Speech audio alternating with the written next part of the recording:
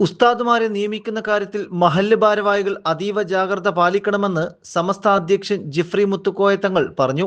കാസർഗോഡ് മാലിക് ദിനാറിൽ ചേർന്ന ഖത്തീബുമാരുടെ കുതുബ സംഗമവും ശില്പശാലയിലും പങ്കെടുക്കാൻ ജില്ലയിലെത്തിയപ്പോഴാണ് ജിഫ്രി തങ്ങളുടെ പ്രതികരണം.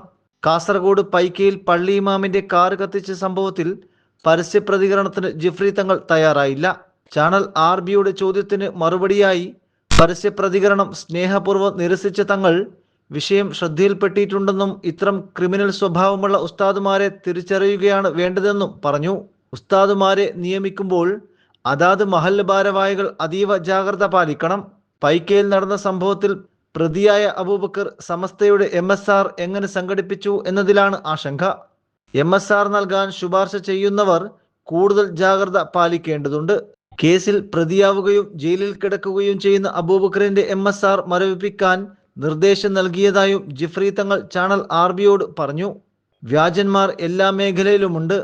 അവരെ തിരിച്ചറിയുകയാണ് വേണ്ടത്. ഇത്തരക്കാരെ തിരിച്ചറിയുക എന്നത് വലിയ പാടാണെന്നും തങ്ങൾ കൂട്ടിച്ചേർത്തു. കാറ് കത്തിച്ച സംഭവത്തിൽ ജില്ലയിലെ അധികാരപ്പെട്ടവർ തന്നെ പ്രതികരണം നടത്തി.